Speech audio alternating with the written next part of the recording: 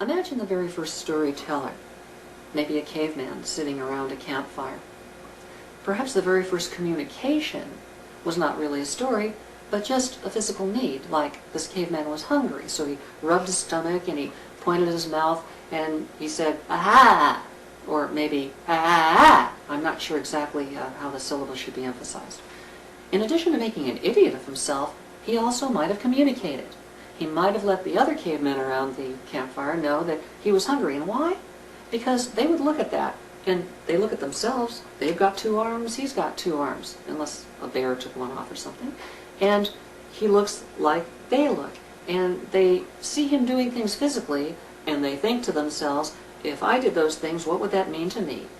And they decode his encoding, his symbolism, and they say, well, if I was doing that, that would mean that I was hungry. And they get his message. Because there's a basic underlying similarity between the two. Later on, we'll talk more about how the story mind works, because all of us have the same basic operating system. It's just our experiences that are different. And because we have the same operating system, it forms a carrier wave. And when we communicate, we can see in the story mind that anything that's the same as the operating system, we can pull out and then get the information that was attached to that carrier wave, which is the storytelling message. Okay. Now, this caveman communicates that way. After a while, he gets a little more sophisticated, and he's able to do such things as describe a linear series of experiences. Perhaps he wants to describe how to get to a place where there are berries, or how to avoid a place where there are bears. Well, he might say that he went down by the river, and then he went over the hill, okay, and then he found these berries. Perhaps it took him several days to go from one place to another. Sign language.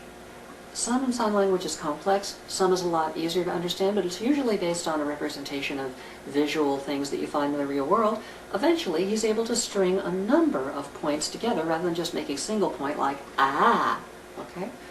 So, if he puts together a line of logic that says, this happened, and then this happened, and this happened, and there's no breaks in it, and there's no pieces missing, in that case, he's created what we call in Dramatica a tale. That's our definition of a tale, an unbroken linear progression. That's a headline because it deals with your logic, but you could also have an unbroken progression of feelings. How he felt at one time, whether he was happy or sad, whether he found something funny, whether he found something disgusting. He could convey this. He might convey those emotions just to express what he went through without even talking about the territory that he'd covered. There could be a heart line, independent. It might only be a heart line. A tale could just be an emotional progression, or it could just be a logistic progression, or a tale could be a logistic and emotional progression running along side by side, perhaps affecting each other, perhaps not.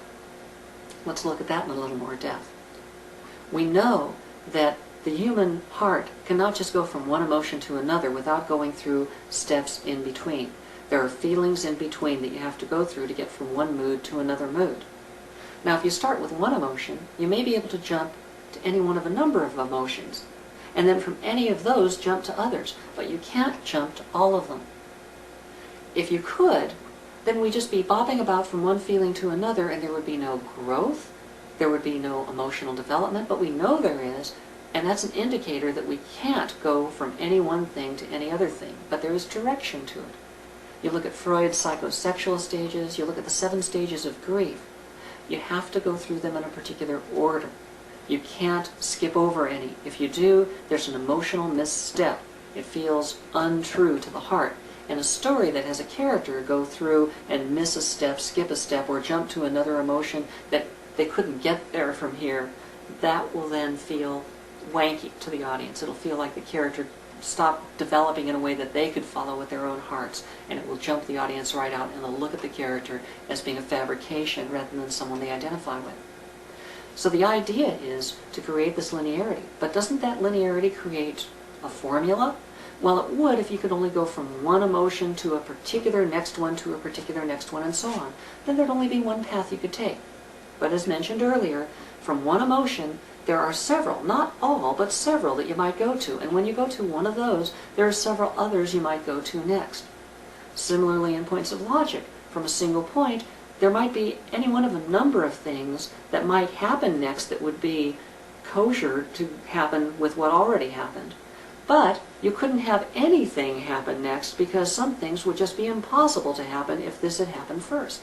There'd be missing steps, or this would preclude that from happening. Now, you can start from any place and eventually get to anywhere else, but you have to go through the in-betweens. So as long as a tale has either a headline or a heartline, and it's an unbroken chain that doesn't skip any steps, that constitutes a complete tale.